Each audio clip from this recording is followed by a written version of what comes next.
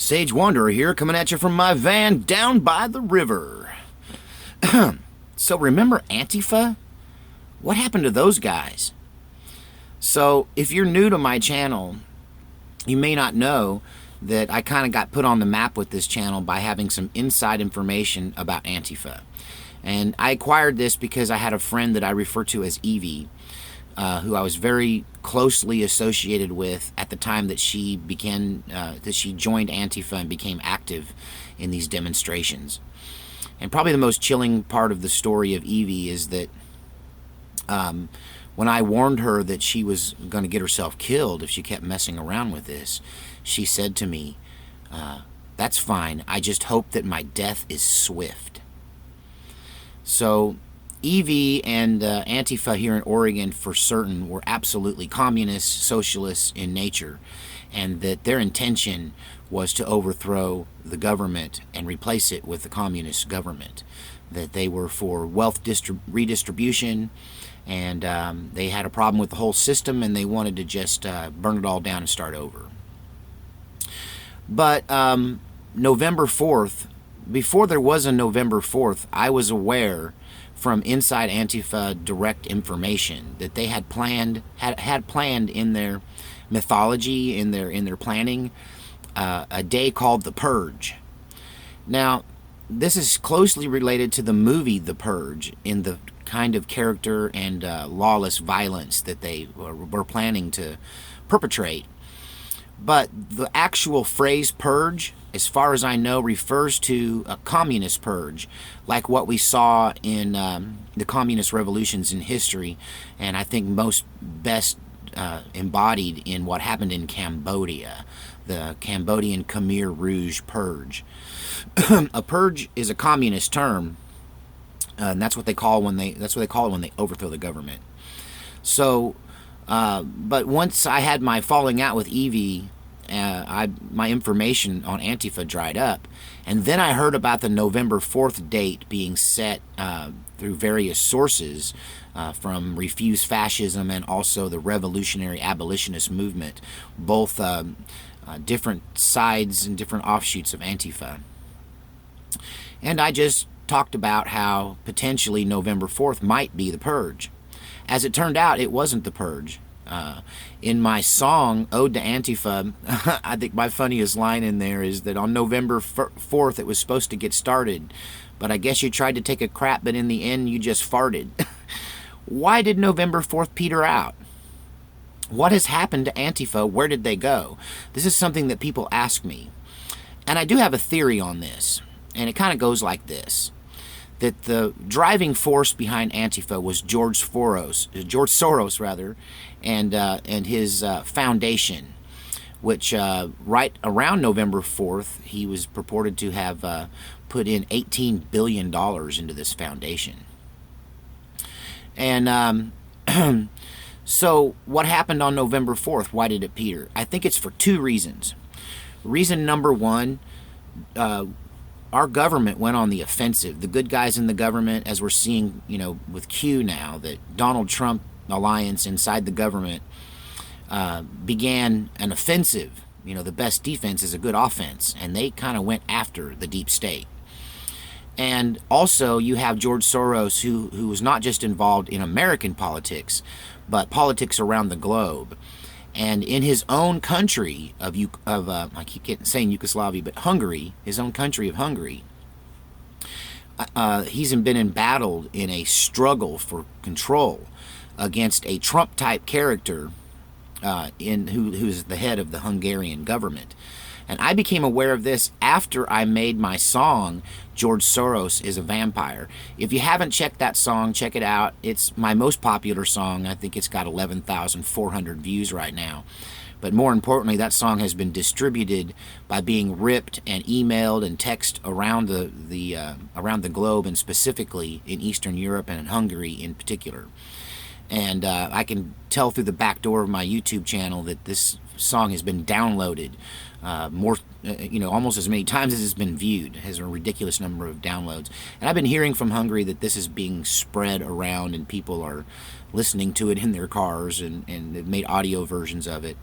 So you can check that out. But when it took off, when it had like 300 or 400 views, and then suddenly it had thousands of views overnight, I found out it had been included in a Hungarian newspaper article, and there was a link in it, and that's what was triggering a lot of the action around that song.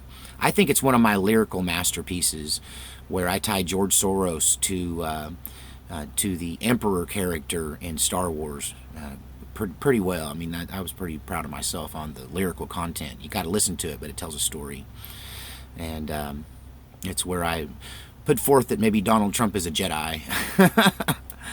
But at any rate, so you've got George Soros fighting for his life in his own country. And I think a lot of his attention and money got diverted to other places. And the money just dried up for November 4th.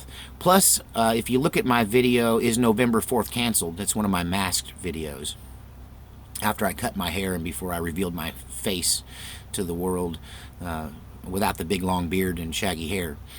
But when you go and look at that video, in that video I talk about how that a lot of the November 4th support amongst Antifa and what I call the the zombie horde, the people that think Antifa was a good thing and they were joining in, they got scared about November 4th. And if you look at any of the November 4th videos and the comment section, you can hear militia members and right-wingers and cowboys and loggers and oil workers and people that are just fed up. They were just fed up with what Antifa was doing.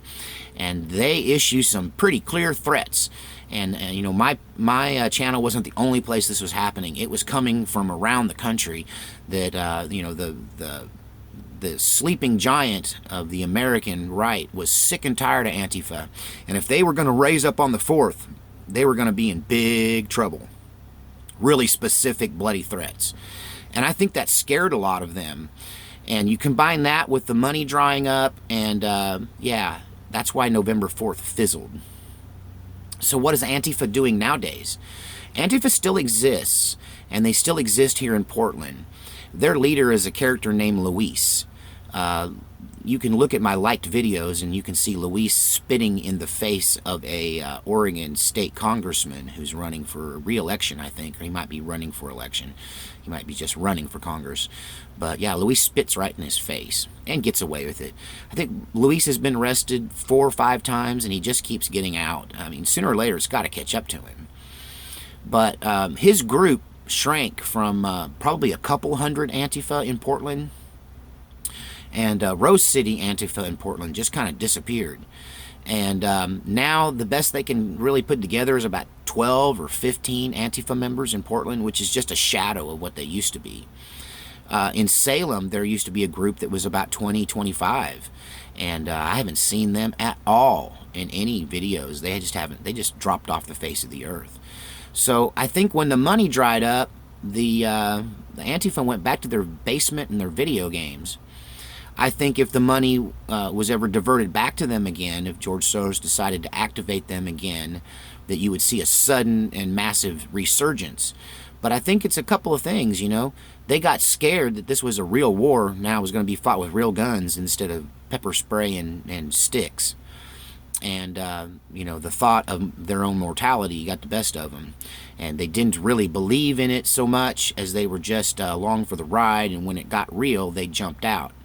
And then also you've got the fact that the money is probably being diverted to places like Hungary and Germany and other places where George Soros thinks he might have a better chance of installing these communist governments than here in the United States, because the patriots aren't going to put up with it.